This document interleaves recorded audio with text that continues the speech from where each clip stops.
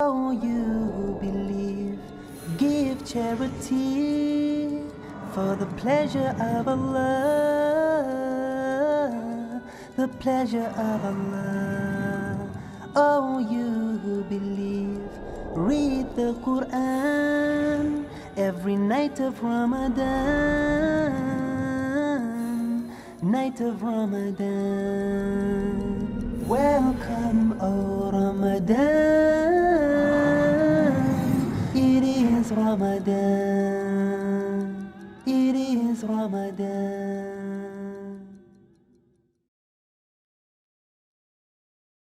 Dear brothers and sisters in Islam and humanity, Assalamu alaikum wa rahmatullahi wa barakatuh.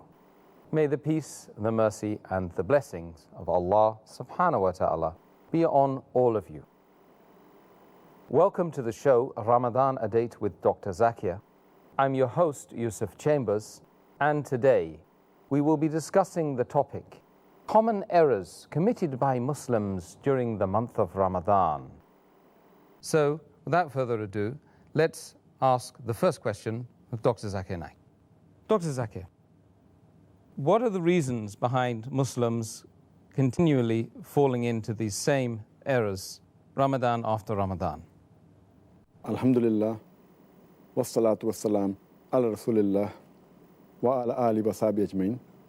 The main reason that Muslims keep on committing the same errors in the month of Ramadan regarding the rules and regulations of fasting is lack of knowledge of the deen, of the religion of Allah subhanahu wa ta'ala. And the major reason for this lack of knowledge is because most of the Muslims, they do not read the word of Allah subhanahu wa ta'ala. They do not read the Quran with understanding. Neither do they read the hadith, the authentic sayings of the last and final messenger Prophet Muhammad sallallahu alaihi wasallam. What we Muslims should do is read the Quran with understanding, read the sayings of the Prophet and the seerah of the Prophet. Then inshallah, at least we will have the basic knowledge of our deen, including the rules and regulations of fasting. And Allah subhanahu wa ta'ala, He always opens up His pathway. He gives guidance to the Muslims, but there is a criteria. To whom does He guide?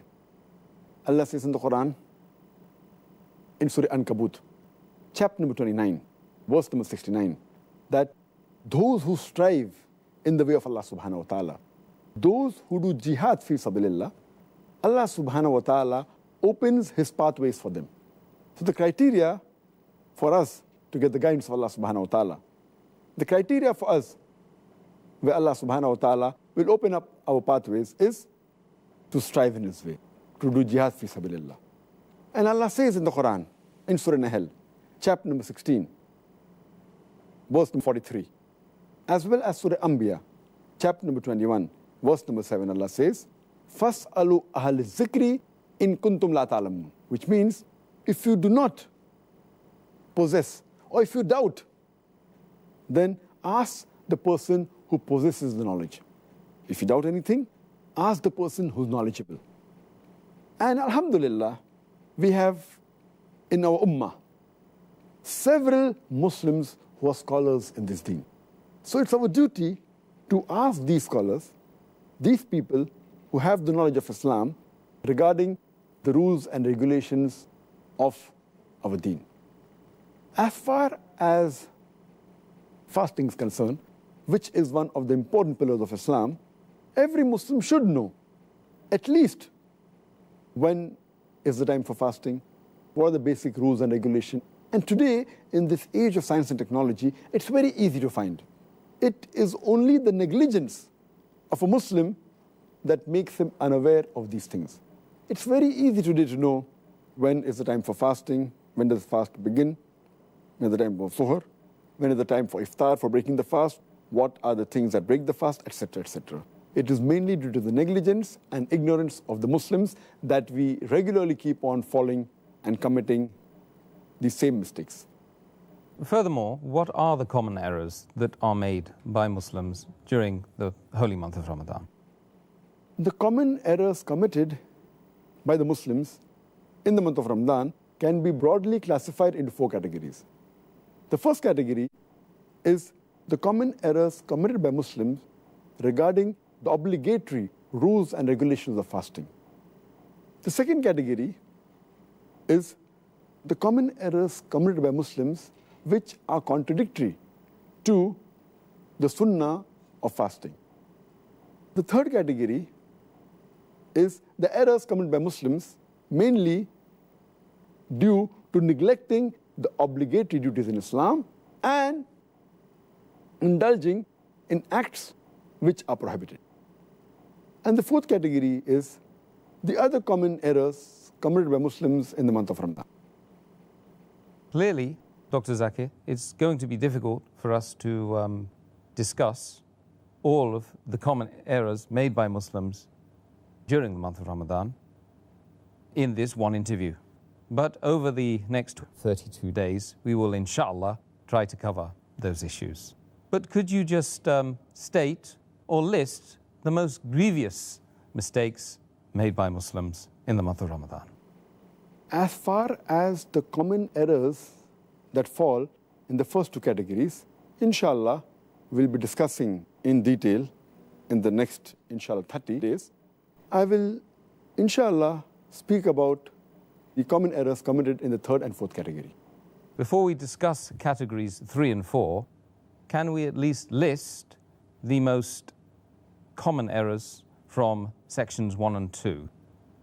The most grievous amongst the errors in the first category, that is errors committed regarding the obligatory rules and regulations of fasting, is the most common is that Muslims many a times they don't do the niyyah for fasting. Intention is very important. Without niyyah, without intention, the fasting is not accepted. So making intention is obligatory. And we'll be discussing this, inshallah, in detail, inshallah, tomorrow. The second error is that many a times Muslims, even after the Fajr Azan has started, yet they continue eating. And they think that the end of Suhur time is only at the end of the Fajr Azan.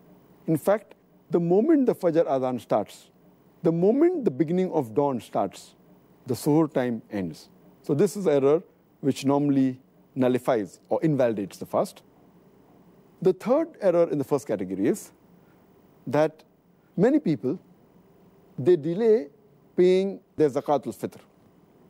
And many times they pay after the Eid al-Fitr Salah.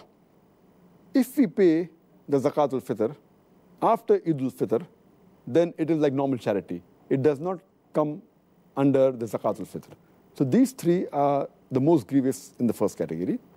The common errors committed in the second category, that is errors that are contradicting the sunnah of the fasting, is number one, many people, they skip their suhoor. Some people, they have an early suhoor. That is, they have the suhoor 1 or 2 hours before the Fajr time. In fact, suhoor is a blessing. Every Muslim should have it. And the Prophet said, we should delay the suhoor as much as possible. We should have it till just before the Fajr time. The third mistake committed by Muslims in this category is that they delay opening their fast. They delay the iftar. And our Prophet ﷺ said that the people will be good as long as they hasten in breaking the iftar. That means immediately after sunset, they should break the iftar. The fourth common error in this category is that many Muslims, they read unauthentic dua during iftar. The most authentic dua, as far as iftar is concerned, is Zahab al-Zama, Wabtallati uruku, Wasabat al-Arj, inshallah. Which means that my thirst is quenched, the veins are moistened, and the ajr is near, inshallah, God willing. The reward is near, God willing. And some people, when they read this dua for breaking the fast, they say it before breaking the fast. Before they put their date in the mouth, they say this, and it's contrary to the meaning. The meaning says that my thirst has been quenched. Zahaba zama, wabtallati uruku.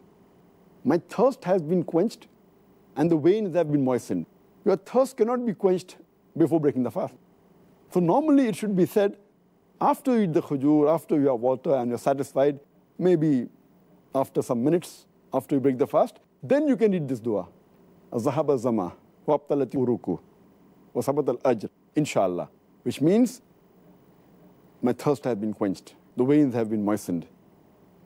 The reward is near, inshallah, God willing. The sixth common error made by Muslims in this category is that many Muslims, they eat excessively during iftar. And many of them even eat throughout the night.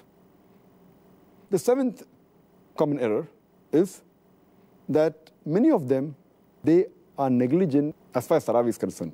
Because Tarawih is not a fard, they think it is no problem if a Muslim misses Tarawih. Though Tarawih is not a fard, it's a very important sunnah. And a Muslim who misses Tarawih is missing a great deal of reward. And many Muslims who perform Tarawih, they read Tarawih very fast, 100 miles per hour. They try and finish it in a short time, and they defeat the purpose. In fact, you should read with a moderate pace so that people understand and they grasp the message of Allah subhanahu wa ta'ala. The ninth common error is that those who go for itikaf in the mosque, many of them, they socialize during itikaf, as though it's a time to meet people and friends, which is totally contrary to the sunnah. The 10th common error is that many of the Muslims think that the Laylatul Qadr is on the 27th night of Ramadan. And they only worship Allah subhanahu wa ta'ala on this night. In fact, the beloved Prophet Muhammad said, search for the Laylatul Qadr in the odd nights of the last 10 days, the last Ashra, the 10 days. Therefore, Laylatul Qadr can fall either on the 21st night, or 23rd, or 25th, or 27th, or 29th. So this is one of the common errors made by Muslims. The 11th common error is that they spend their time during Ramadan in unproductive work, rather than spending in zikr and worshipping Allah subhanahu wa ta'ala. They should spend their time rather for offering, besides the compulsory salah, the nawafil, the voluntary salah, the sunnah salah. The 12th error made by the Muslims is that they should do dua. The 13th is they should ask for forgiveness. This is month of forgiveness. 14th is they should read the Quran as much as possible to get the blessing of Allah subhanahu wa ta'ala. The 15th is that they fast and they keep themselves hungry, but basically they're not mentally prepared for that fast. And it is as though they're staying hungry. But the main purpose of fasting, to acquire taqwa, is not obtained. This was in brief regarding the second category. Can you mention briefly, again, categorize the common errors made in the third category? The common errors committed by Muslims in the third category, that is errors regarding negligence in performing the fara'id, the obligatory duties in Islam, is that Muslims, many of them, they stay awake the full night. They have an early suhr, and these people, they do not offer the Fajr Salah. Missing Fajr Salah is a sin. Many of them, because they stay awake the full night, they sleep the full day, and they even miss their Zuhr and the Asr Salah, which is a grave sin. You're trying to acquire blessings, and you are neglecting the obligatory duties, which is totally prohibited. Many of the Muslims, they do not give zakat. Those are supposed to give zakat. And zakat is one of the pillars of Islam in which every Muslim who has a saving of the nisab level, that is, those who have a saving of 85 grams of gold, they should give 2.5% of their savings every lunar year in charity, it's called as zakat. And the fourth error in this third category is that most of the Muslims give zakat, but they do not calculate the zakat properly. As far as common errors committed by Muslims in the month of Ramadan, that is indulging in prohibited acts, the most common is, though these acts are prohibited for a Muslim, irrespective whether it's a month of Ramadan or non-Ramadan, but specifically, we should be more careful. We should be careful trying to avoid these acts throughout our life. But in Ramadan, we should be more careful. And the most common, number one, where Muslims involve themselves is backbiting and slandering. Backbiting is a grave sin. And Allah says in the Quran, in Surah Hujurat, chapter 49, verse number 12, that those who backbite, they are people who eat the dead meat of their own brother. So backbiting and slandering is one of the gravest sins. The second common error in this category is Muslims, many of them, they use false speech. They tell lies during the month of Ramadan. The third is they use abusive language, which is contrary to the spirit of Islam and of Ramadan. The fourth is they use vulgar language. And the fifth is they involve themselves in gossiping. The sixth is some of them involve in false action. The seventh is many of the Muslims, to kill time, they listen to music and un-Islamic songs, which is totally prohibited in Islam. The eighth common error is many of the Muslims, to kill time, they watch un-Islamic television programs and un-Islamic movies. The ninth common error committed by Muslims is that many of the Muslims, they read un-Islamic magazines, un-Islamic books, un-Islamic pictures, which are all prohibited in Islam. The 10th common error done by Muslims in this month is many of them, they go to un-Islamic sites on the internet, which is again prohibited. The 11th common error is that they spend excessively and they commit extravagance. And the 12th is there is a lot of wastage of food. So this was in brief regarding the list of mistakes done by Muslims commonly in the third category. That is, indulging in acts which are prohibited and neglecting acts which are farz in Islam. So Dr. Zakir, what are the other common errors committed by Muslims during the month of Ramadan? The other common errors committed by Muslims in the month of Ramadan, that is the fourth category, is number one is that many of the Muslims, they stay awake the full night and then they sleep in the day. And they do the normal activity at the night time and sleep in the daytime. They're converting day into night and night into day, and the whole purpose of fasting is defeated. The second error in this category is that many of the Muslims, they remain lazy and they're inactive during the daytime, which is contrary to the spirit of fasting. The third common error is that many of the Muslims, they try and kill their time during the day by playing, by amusement, by games, which defeats the purpose again. The fourth common error is Muslims, they give lavish iftar parties and they spend a lot of money, mainly trying to show off. The fifth common error, many of the Muslims, they ask the women folk in their family to prepare a variety of dishes for iftar and for suhoor, thus making the women in the family spend the majority of the time in the kitchen. In fact, the family should spend most of the time in remembering Allah subhanahu wa ta'ala. And if the women folk do more du'as, inshallah, even the men will benefit. Even their sins will be forgiven, inshallah. The sixth common error is that many of the Muslims, they renovate their house and they shop in the month of Ramadan spend more time in that than remembering Allah subhanahu wa ta'ala. The seventh common error is that many of the Muslims, they spend their nights, instead of remembering Allah subhanahu wa ta'ala, in activities which are unproductive. For example, they spend their time in excessive socializing after Taraweeh. That is the eighth error. Ninth is, many of the Muslims, they spend many nights and most parts of their nights in shopping. The 10th common error is, many of the Muslims, they spend most of the time in the night in eating. The 11th is, many of the Muslims, they spend their time in robing and in loitering during the night.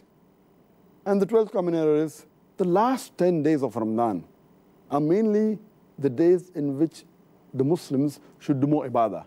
But most of the Muslims, they spend time in shopping, in celebrating, and preparing themselves for Eid. And most of them spend time in activities which are unproductive rather than spending the time in ibadah. These are some of the other common errors which Muslims commit. And I hope, inshallah, that they will abstain from these errors in future. Inshallah. Ajmain.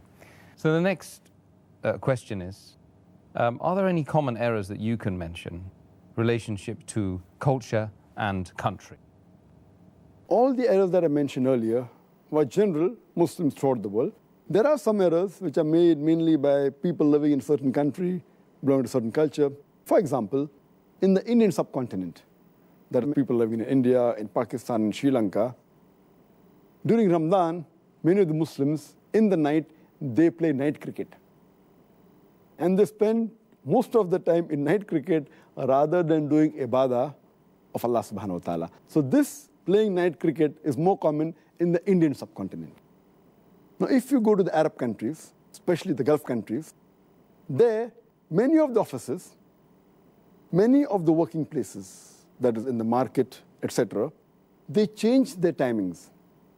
They hardly work for a couple of hours in the daytime, and they open most of the time during night. So what happens? It encourages people to do shopping in the night rather than in the day, and they get more business, and they're inviting people rather in spending time in remembering Allah subhanahu wa ta'ala. Muslims spend their time in shopping and eating during night time. And furthermore, those people who are employed in the shops, they're forced to come at night time because it's their duty. So these Muslims are even preventing their employees, rather than remembering Allah subhanahu wa ta'ala, they're involving themselves in business and spending most of the time in activities which are not according to the Sunnah.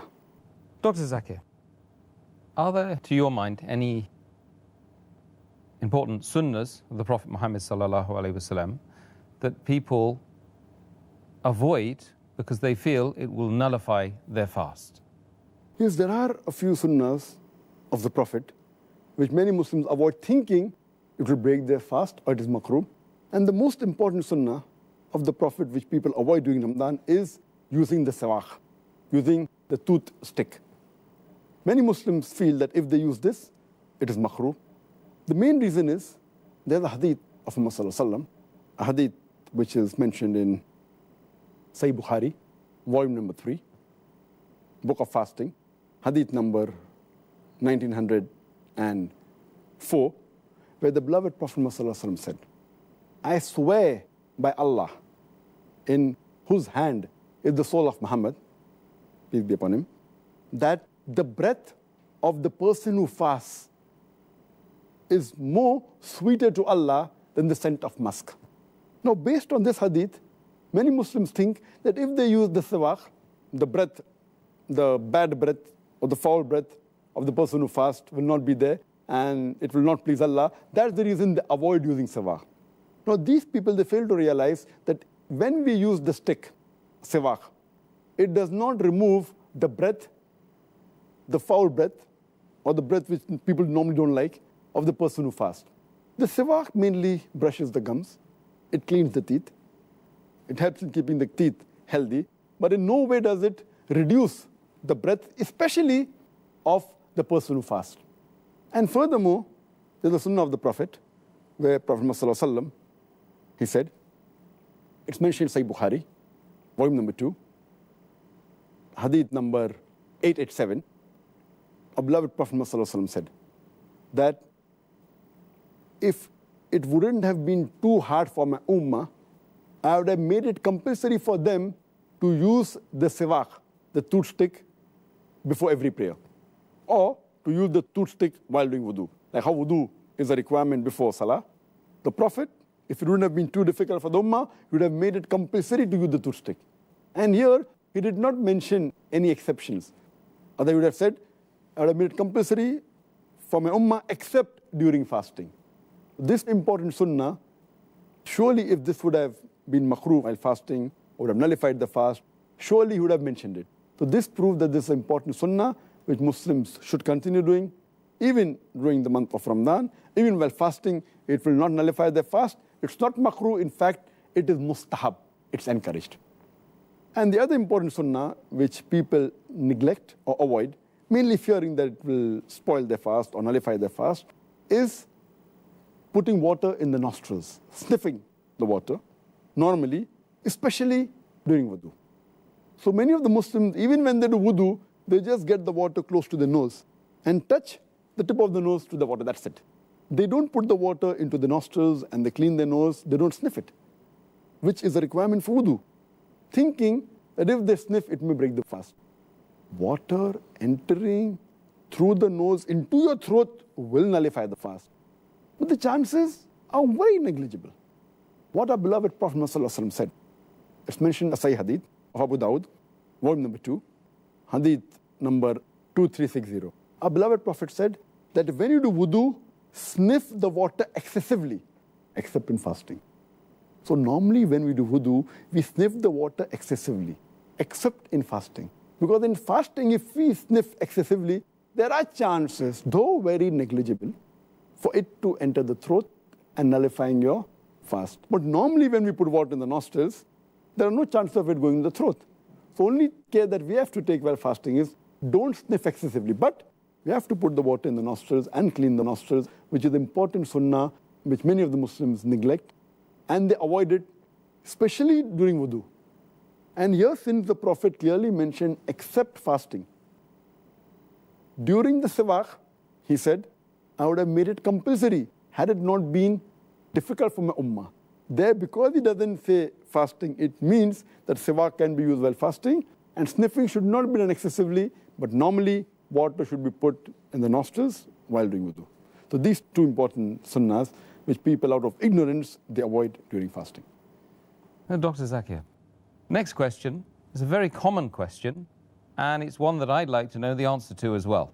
It's, if all the devils are chained during the month of Ramadan, how come people continue to commit sins?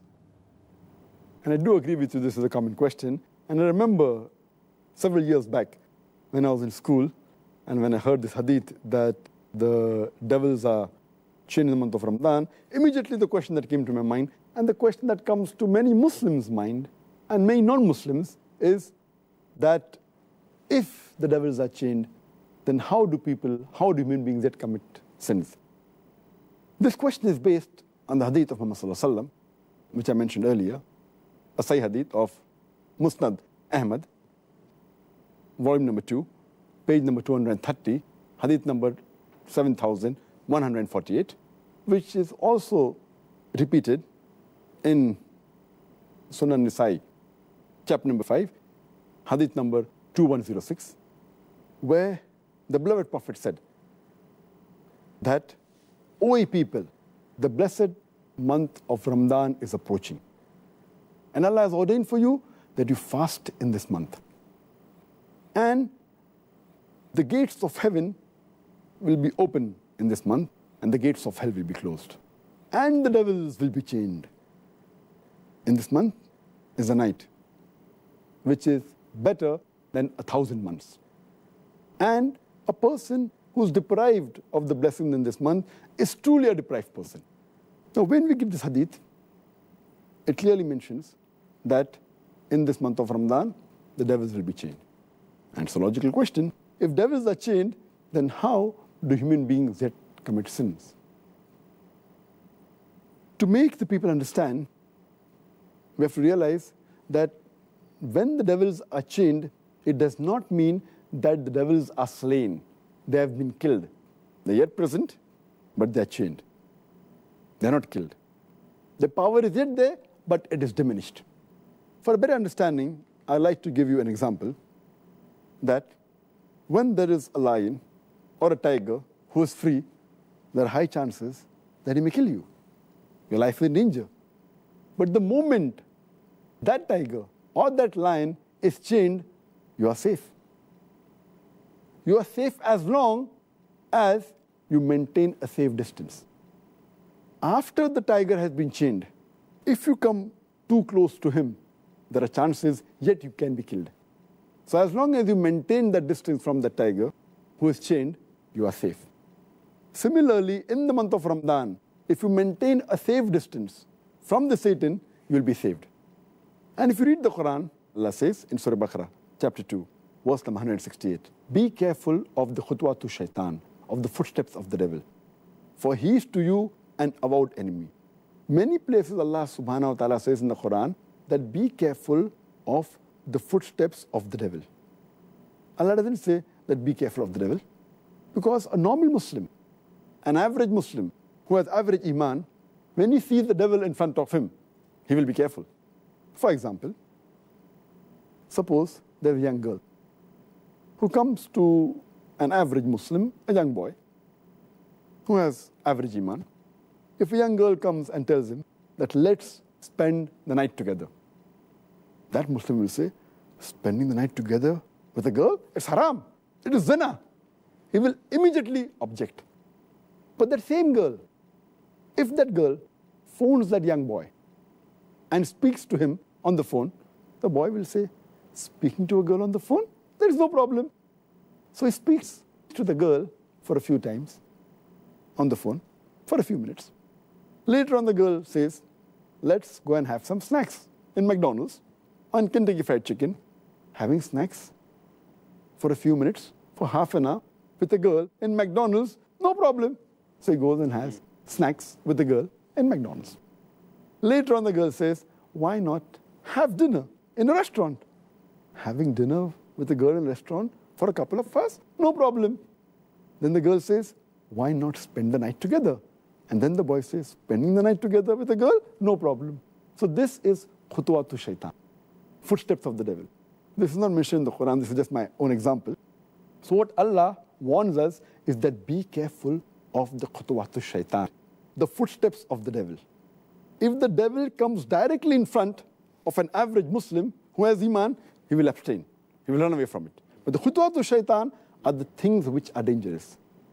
So what we have to realize, when the devil is chained, his footsteps are restricted. So many of the sins are prevented. But if we go close to him, then the chances that we'll be overtaken by the devil and commit a sin are very high. So what we have to be careful, that in Ramadan, if we keep the distance, then the chance of committing sin is less. But if we go close to the Satan, even though he's chained, like how a tiger can walk even after he's chained, same the devil. So this is my understanding. And the beloved Prophet said, the devils are chained, the devil can yet move. But less distance, so if we keep the distance, we'll be safe. The second reason that I feel is that in the month of Ramadan, though the devils are chained, we fail to realize that the balance 11 months, they are free. And the impact that the devil has on the human beings for these 11 months, it leaves those impact, that impression in the month of Ramadan. To give a better understanding, I always give the example that there are drug peddlers which try and get customers, the youngsters from the colleges, from the universities. So what they do initially, they give the drug free.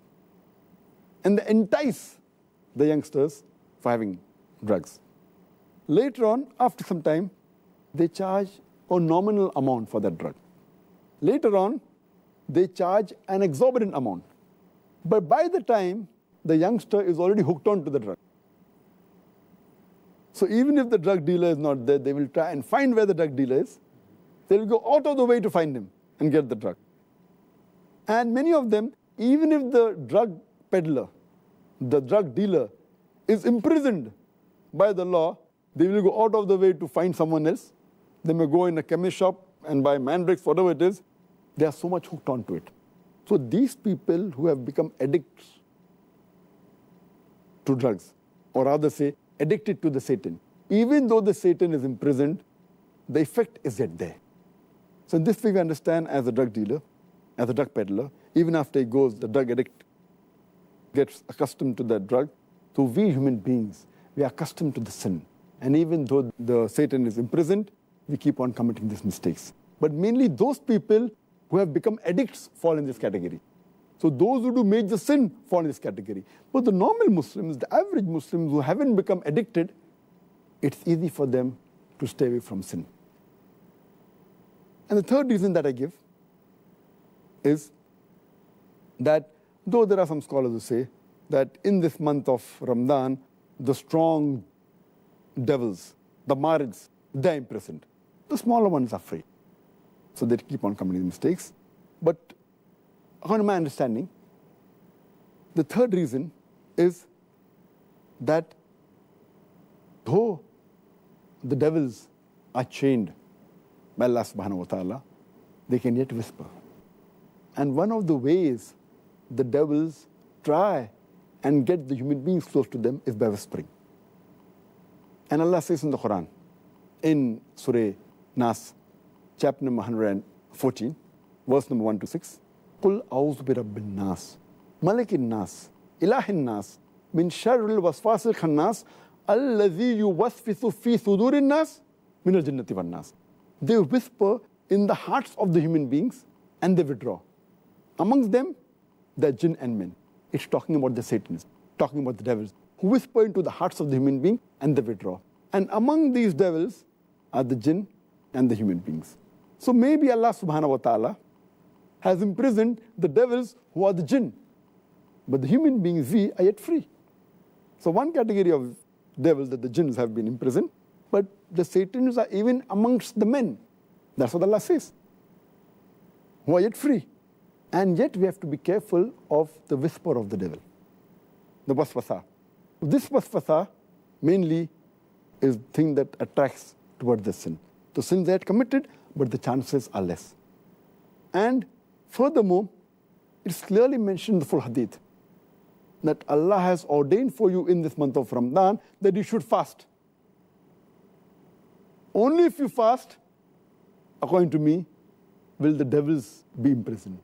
That's talking about the devils that are going to attract you. So Allah says, if you fast, Allah has ordained for you fasting, and the devils will be put in chains. So the devils that are after you, if you fast, surely they'll be restricted. The criteria for us to be away from the devil is to fast. If you fast with the proper niyyah, seeking the reward of Allah subhanahu wa ta'ala, surely the devil will not be able to entice you. And the best logical way to prove this is if we check the crime rate of the Muslim countries during Ramadan, it goes down.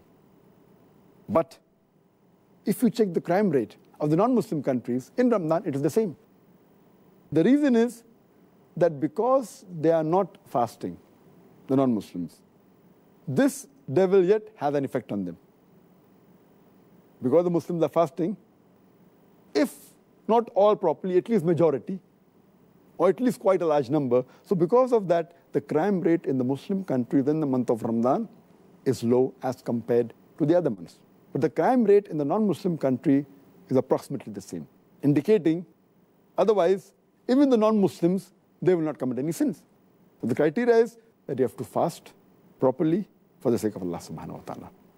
Well, the last question today regarding Prophet Muhammad ﷺ's statement, which you mentioned in your last answer, regarding the fact the gates of paradise are open and the gates of hell are closed. Does this mean that we will be going to paradise if we die in this blessed month? This again is the same question related to the same hadith which I quoted earlier of Musnad Ahmad, volume number 2. page number 230, hadith number 7148. And it also appears in Sunan Nisai, chapter number 5, hadith number 2106. Again, the same hadith, the Prophet said, he told the people that the blessed month of Ramadan is approaching. And Allah has ordained for you that you fast in this month. And in this month, the gates of heaven will be open, and the gates of hell will be closed, and the devils will be chained. In this month is the night of Qadr, which is more blessed than 1,000 months. And a person who's deprived of the pleasures, of the blessings in this month, is truly a deprived person. Here again, this is a common question, that if the gates of heaven are open and the gates of hell are closed, then anyone who dies but naturally will go to Jannah, because the gates of hell are closed and Jannah open. Does it mean that even if a non-Muslim dies in this month, even he'll have to go to Jannah? The reply to this question is, when Allah says that in this month of Ramadan, the gates of heaven are open, it means the gates of heaven are inviting you to enter Jannah. That means that even if you do a small deed, Allah subhanahu wa ta'ala will multiply your reward. Another Prophet said that every deed will get a reward 10 times. And in this month, it's very easy to enter Jannah. When a Prophet said the gates of hell will be closed, indicating that to enter hell is difficult in this month. Why? Because your taqwa level rises, and the chance of you to commit sin is less. And furthermore, if you fast the full month, in the month of Ramadan, seeking Allah's reward, all your past sins will be forgiven. So the moment a person fasts in this complete month of Ramadan, seeking Allah's reward, all his past sins are completely forgiven. So if the past sins are forgiven, the chances of him going to hell is nil. But what we have to realize, the criteria for the gates of heaven to be open and the gates of hell to be closed is that you have to fast. And furthermore, to enter Jannah, you require a ticket. The ticket to go to Jannah is mentioned in the Quran in Surah Al-Asr, chapter number 103, verse number 1 to 3, where Allah says, Wal Asr, Innal insana lafi khusr, illa allazina amanu, wa amilu salihati, wa tawasaw bil haqqi wa tawasaw bis sabr. That by the token of time, man is verily in a state of loss, except those who have faith, those who do righteous deeds, those who exhort people to truth, and those who exhort people to patience and perseverance. This surah, according to Imam Shafi, he said that only if this surah was to be revealed of the Quran, it would have been sufficient for the salvation of mankind. So important is. It is called as Rahe-Nijat, the way for salvation. And the criteria for any human being to enter Jannah is 4. First is Iman. Second is righteous deeds. Third is exhorting people to truth. And fourth is exhorting people to patience and perseverance. So here we realize that the gates of heaven are open, but just because the gates are open, you can't enter, you require the ticket. The ticket is Iman. The ticket is righteous deed. Exhorting people to truth, exhorting people to patience and perseverance. And to get this ticket is very easy in the month of Ramadan, because the Iman level rises in the month of Ramadan. Furthermore, your righteous deed, the reward is multiplied. It's easier. You can call people to truth. Your patient level increases.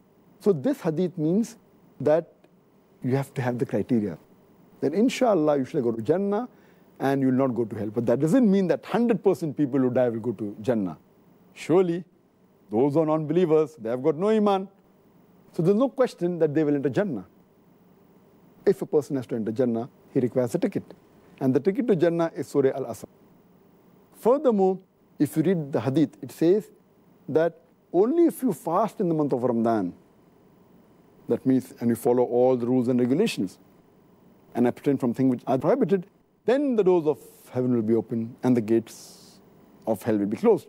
Furthermore, it says, in this month is a night which is equivalent to more than 1,000 months, indicating that even if you pray and worship to Allah subhanahu wa ta'ala in this one night, it will be equivalent to more than 1,000 months, is about more than 80 years. Imagine. So the chances for you to get reward only in this one night is more than a lifetime. An average human being lives for 60 years. So one Laylatul Qadr is more than 1,000 months, is about more than 80 years, more than average life of a human being. The chances are very easy to go to Jannah. And the ending part of the hadith says, a person who's deprived of these blessings is truly a deprived person, indicating that everyone will not go to Jannah. Everyone will not find the doors of heaven open. It says, the ending part, very important, that a person who's deprived of the blessings in this month is truly a deprived person. That means telling us Muslims that if you cannot get the benefits of the month of Ramadan, and then if you cannot go to Jannah, then you are truly a deprived person. That even includes the non-Muslims who haven't got the Hidayah. They are truly the deprived people. So Dr. Zakir, well, Jazakallah khair, and I thank you for those intriguing answers, particularly pertaining to the last two questions which you answered so eloquently. MashaAllah, alhamdulillah. Brothers and sisters, I hope you benefited as much as I did today by listening to the show. And tomorrow we shall be discussing an introduction to Ramadan, inshaAllah. Assalamu alaikum. Until tomorrow at the same time. حافظين ذاكرين قانتين خاشعين